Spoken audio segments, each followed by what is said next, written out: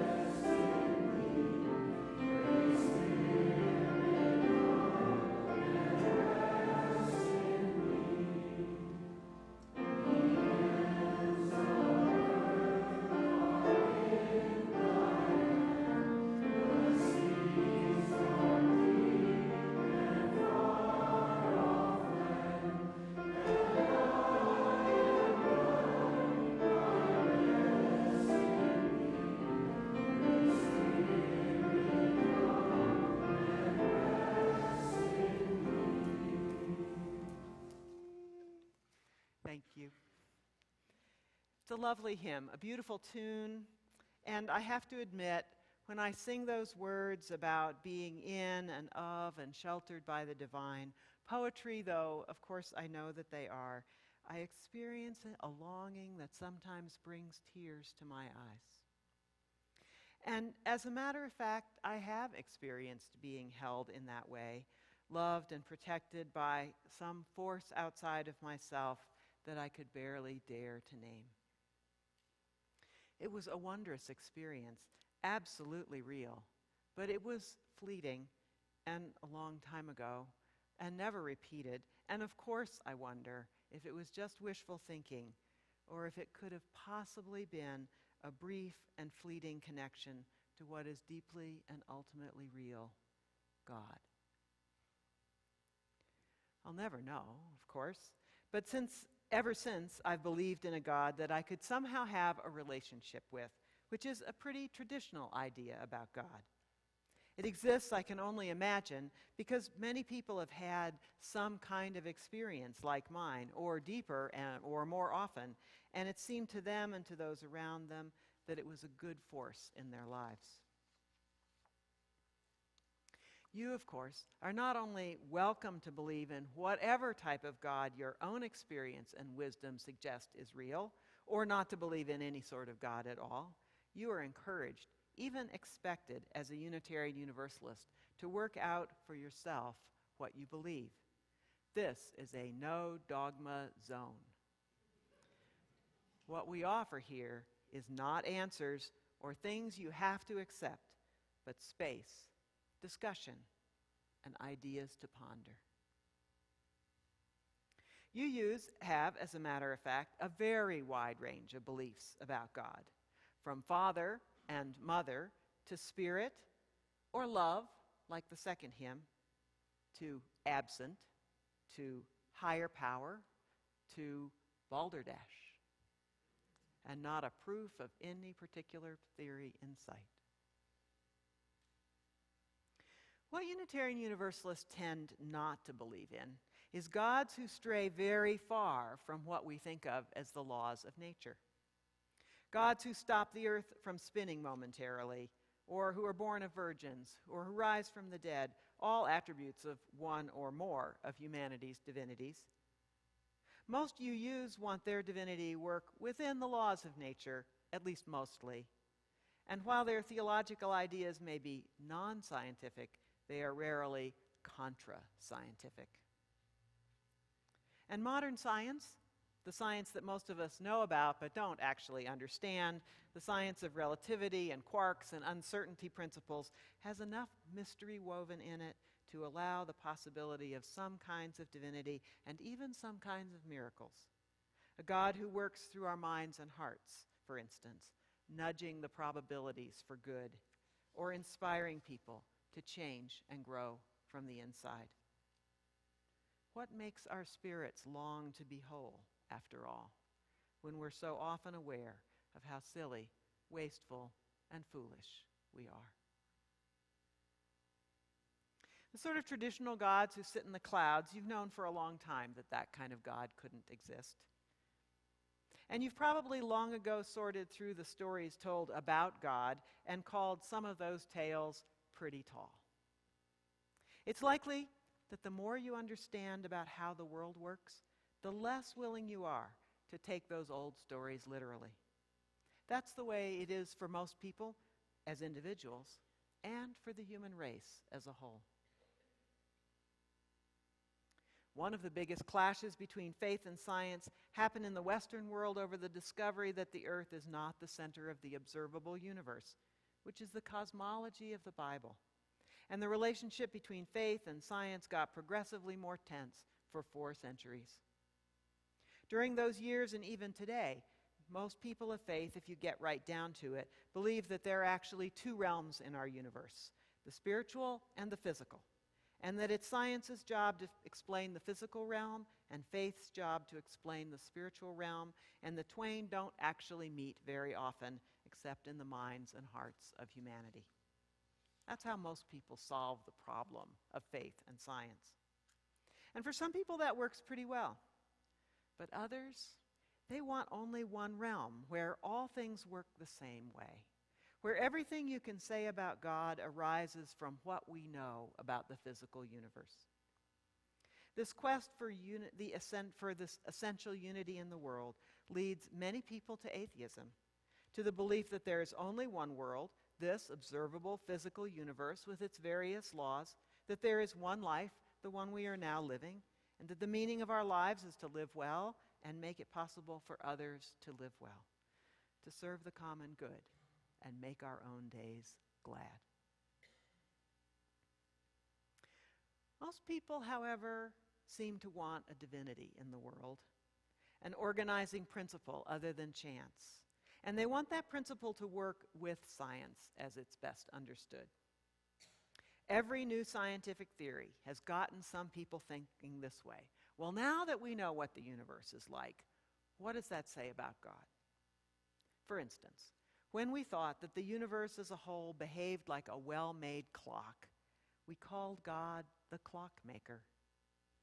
When it turned out that only the stuff at about our size in the universe behaves like a well-made clock, and much smaller stuff like atoms and much larger stuff like interstellar space is subject to very non-clock-like rules like relativity and the weak force, and very non-clock-like stuff like dark matter, the clockmaker God was superseded by those who wanted a high unity by a higher power, or process, or spirit, or theology of emergence, which is what we're going to focus on this morning. That divinity, the God, which emerges from the increasing complexity of human consciousness. Theology of emergence.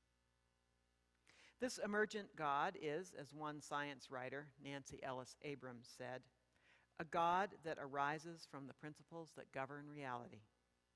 That is to say, a God who is not out on the sidelines of the physical world looking in from another reality, but who's part and parcel of this world, this whole world, as it really is.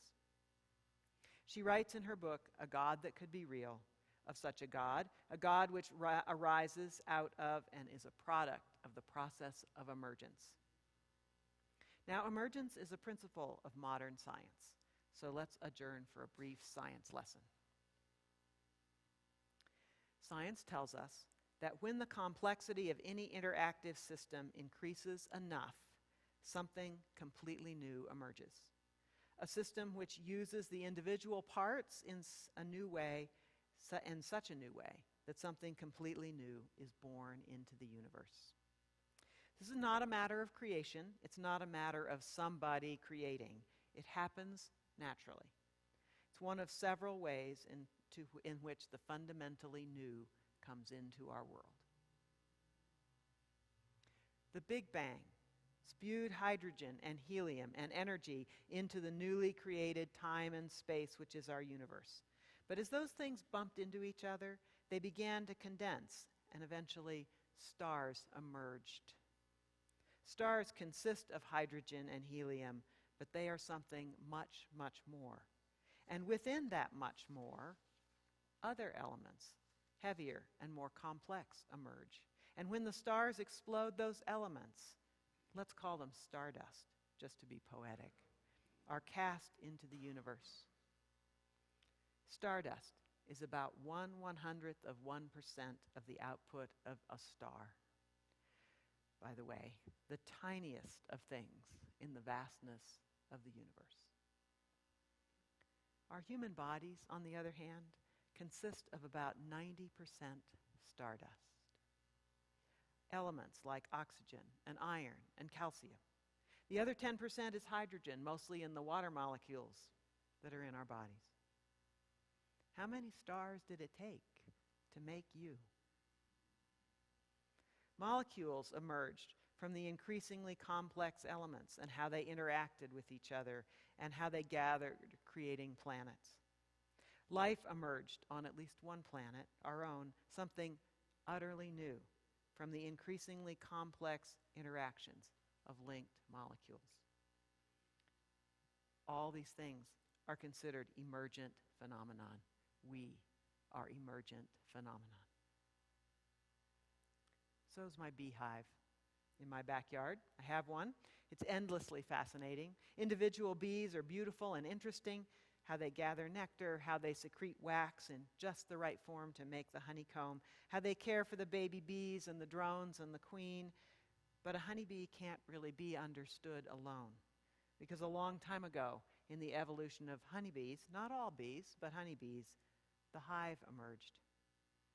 The hive, a matter of 10,000 to 30,000 bees, lives for years, although most bees only live for about 6 weeks. In very real ways, the hive is the organism, honeybee, not the individuals.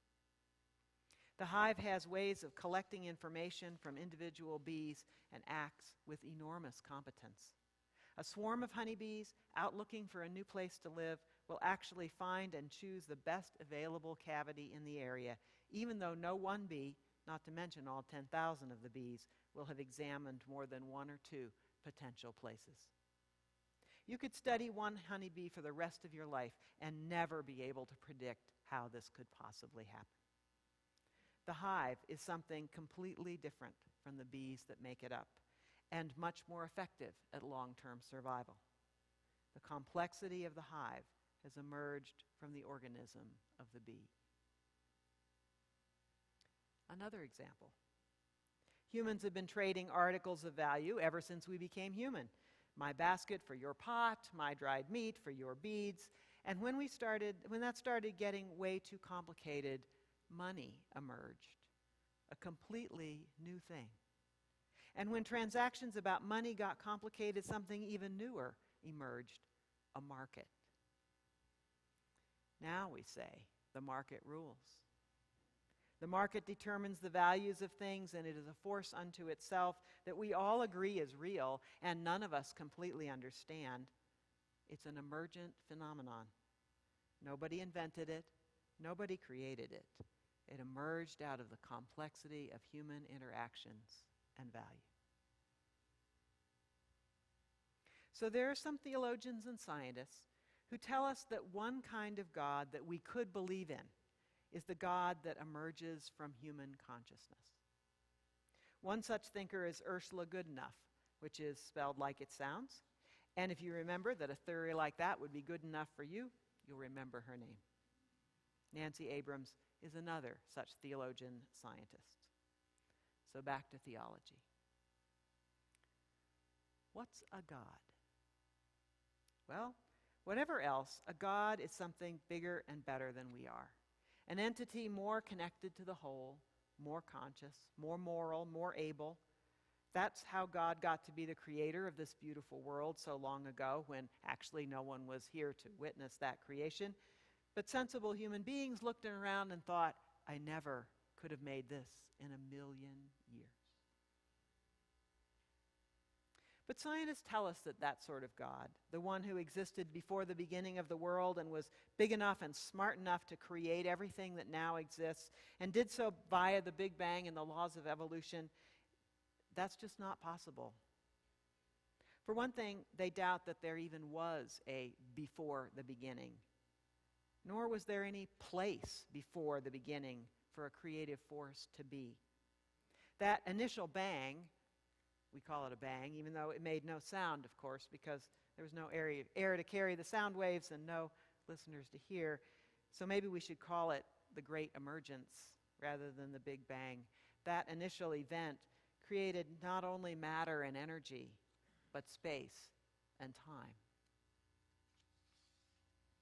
And anyway, for those who want God to operate by the rules the rest of the universe seems to operate by, how our universe seems to work is that ever more complex, conscious, connected things emerge over great periods of time. The idea that there's a creator before the beginning, before time, before complexity, to some science-minded folks, well, it just doesn't scan. It doesn't mean that such a thing is impossible. Science is but a philosophy, though an elegant one. There are many things that it does not explain or know about. But those who live their lives by science ask themselves, so, what kind of a God could be congruent with what science is telling us about the way the world works? And that would be the God who emerges out of what we value most, what is most precious to us as human beings, our aspiring, loving, progressing consciousness. This idea that God arises out of us is different from the idea that humans create God out of their longings for comfort or meaning. God is something we invent out of our need. The emerging God emerges naturally, like hives and markets and life itself, out of a naturally occurring process that begins as systems get increasingly more complex. We didn't create this idea of God like we created the idea of unicorns. Rather, we named what is happening to us and what is happening around us as we become more intricate, more connected, more conscious, more aware.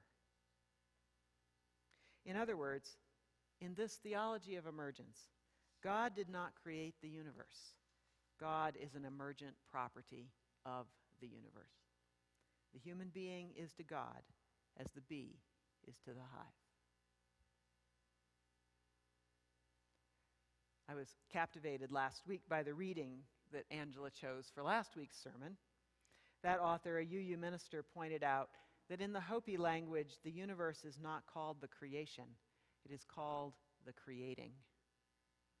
That gets us closer, doesn't it, to naming the reality of a universe which is emerging into greater complexity over time. The passage goes on that our part of the story, the human part of the story, is the laughing part of the story, the sorrowful part, the evil part, the compassionate part, the noticing part, the reverent part, the irreverent part, the conscious part. So this kind of God didn't create the universe, but this kind of God does point us to the meaning of our lives, which is to take part in the continuing emergence of wisdom, love, creativity, knowledge.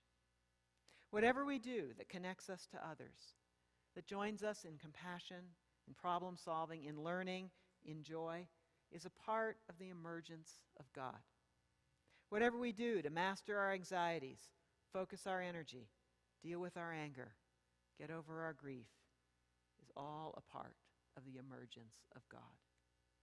That puts a new spin on your therapy, doesn't it? Or on your yoga class, on your caregiving.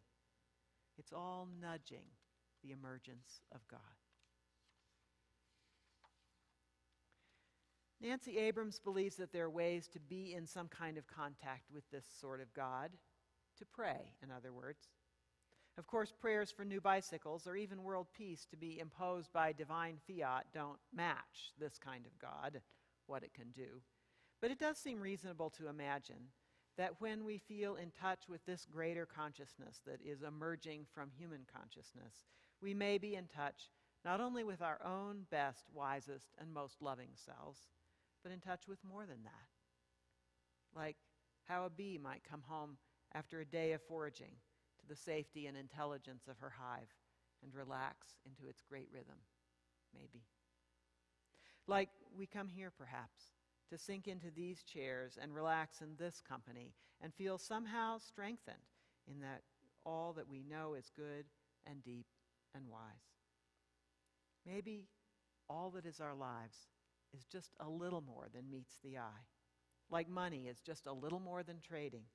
Like a living cell is just a little bit more than the molecules that make it up. But so much more.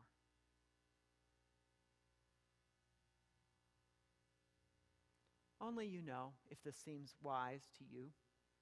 But if you're the kind of person who wants the kind of God you believe in to match what modern science says, well, maybe this is the one. How do we know what's true in this world of meaning and connection and nothing ever can be proved? Only by our intuition and by the faith, by the fruits of that faith in our lives. If thinking about God this way helps you to be a better person, explains the world to your satisfaction, then that's good fruit. If it just kind of makes sense, maybe that's your kind of God.